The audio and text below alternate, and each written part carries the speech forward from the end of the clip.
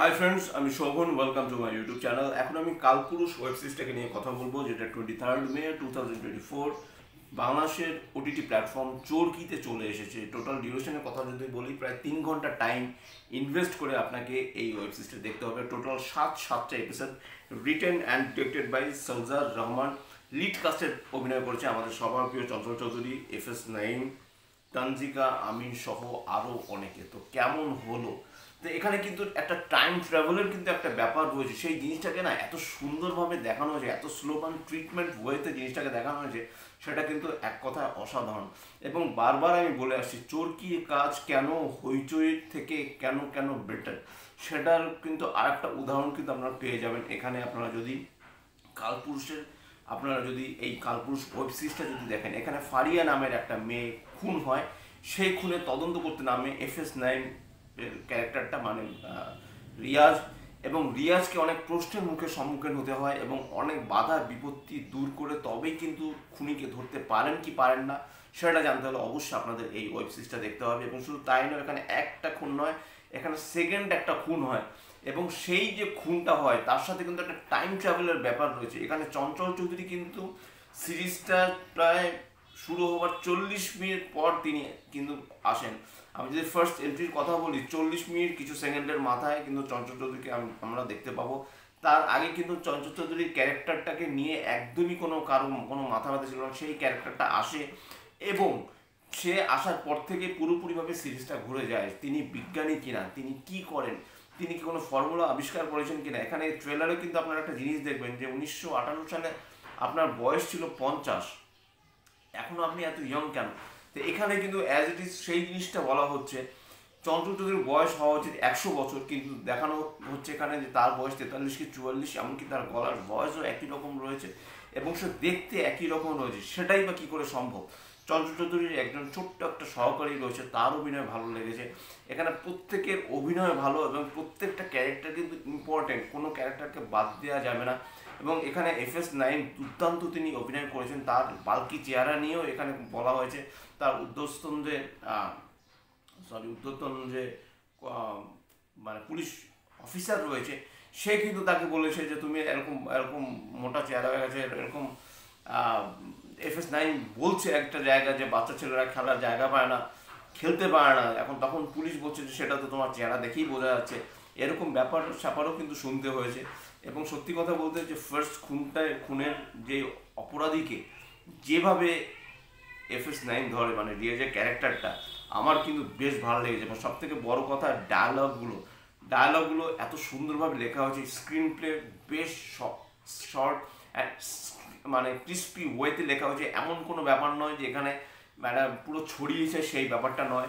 এবং সিরিজটা যদি শেষ করা হয়েছে, লাস্ট এপিসোড যেটা, সেই এপিসোডটা যদি আপনারা মন দিয়ে না দেখেন, তাহলে কিন্তু আপনারা বুঝতে পারবেন না যে এরপরে সিজন 2টা কিভাবে কি আসতে চলেছে। যেভাবে সিজনটাকে শেষ করা হয়েছে, এক কথায় অসাধারণ। এবং আমার কিন্তু এখানে চঞ্চল চৌধুরীর ক্যারেক্টারটা নিয়ে কোনো কথা না, তার ক্যারেক্টারটা কিন্তু খুব ইন্টারেস্টিং।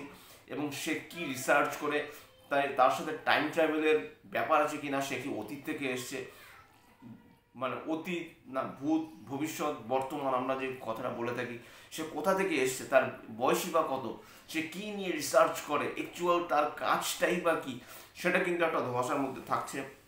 আর এখানে যেই মেয়েটা খুন হয় ফারিয়া, সেই ফারিয়ার যে রুমমেট, তাকে যেভাবে ইন্টারোগেট করা হয় সেটা ভালো। বিজিএম এখানে যেভাবে ক্রিয়েট করা হয়েছে, দুর্দান্ত রকমের বিজিএম, নাইট ভিশন যেভাবে শ্যুট করা হয়েছে বেশ ভালো। কিছু ড্রোন শর্টস রয়েছে, সেটা ভালো। এবং যখন ডায়লগ ডেলিভারি হচ্ছে, তখন যে বিজিএমটা এখানে ক্রিয়েট করা হচ্ছে, হাই পয়েন্টে যখন কথা বলা হচ্ছে তখন যেভাবে বিজিএম ক্রিয়েট করা হচ্ছে, বা লো ভয়েসে যখন কথা বলা হচ্ছে তখন যেরকম বিজিএম এখানে ক্রিয়েট করা হয়েছে, এক কথা অসাধারণ। রাত্রিবেলা যেভাবে শ্যুট করা হয়েছে সেটা ভালো। সিসিটিভি ক্যামেরার কি প্রবলেম, এবং পুলিশদের মধ্যেও যে কিছু অমিল রয়েছে। একটা থানায় বড়বাবু ছোটবাবু এরকম এরকম অনেক ব্যাপার স্যাপার থাকে, এবং থানার মধ্যেও যে তাদের মধ্যেও যে একটা রেশারেশি থাকে, একটা পুলিশ যে আর একটা পুলিশ অফিসারকে দেখতে পারে না, সেই জিনিসপত্রগুলোকেও না বেশ সুন্দরভাবে চোখে আঙুল দিয়ে কিন্তু এই সিরিজটার মধ্যে দেখিয়ে দেওয়া রয়েছে। আমার খুব ভালো লেগেছে। সিরিজটা যখন শেষ হয়, তখন যে একটা গান দিয়ে শেষ হয়, খুব ভালো। ধানমন্ডি এলাকায় একটা শ্যুট করা হয়েছে, এখানে যেটা মানে যেখানে খুনটা হয়, সেখানে সেখানে বেশ কিছু গাছপালা দেখানো হয়েছে, সেই জায়গাটা, সেই পরিবেশটা, থমথমে পরিবেশটাকে এত সুন্দরভাবে নেওয়া হয়েছে ডিরেক্টর। এই ডিরেক্টর সালজার রহমানের কাজ আমি কখনো দেখিনি, মোস্ট প্রবলেমলি এটা তার ডেবিউটেন্ট কাজ। এবং চরকি কিন্তু বেশ ভালো ভালো কাজ নিয়ে আসে, তাদের কাজ সত্যি রীতিমতো দেখার মতো, চমকে যাওয়ার মতো এবং বোঝার মতো ব্যাপার।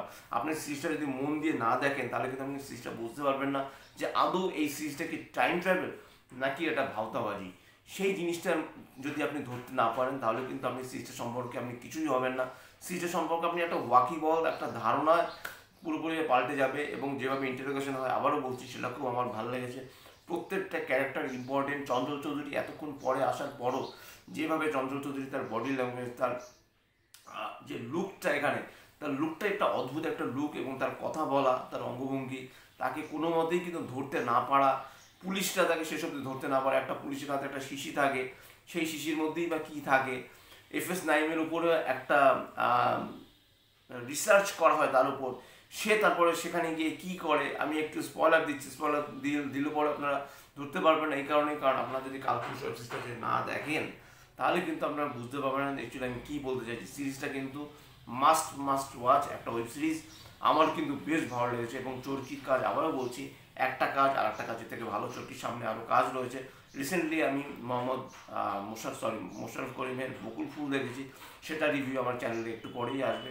চোখ রাখুন আমার চ্যানেলে। আর যদি আমার চ্যানেলটা ভালো লেগে থাকে, লাইক, শেয়ার, কমেন্ট এবং সাবস্ক্রাইব করতে ভুলবেন। আমার চ্যানেলকে ইনস্টাগ্রামের লিঙ্ক, ফেসবুকের লিঙ্ক এবং ইউটিউবের লিঙ্ক আমি আমার ডিসক্রিপশন বক্সে দিয়ে দিয়েছি, সেখান থেকেও আপনারা আমাকে কানেক্ট করতে পারেন। এবং অবশ্যই কালপুরুষ ওয়েব সিরিজটা দেখুন।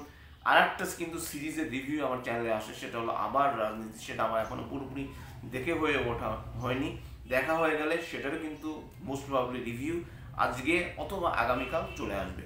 Till then stay tuned.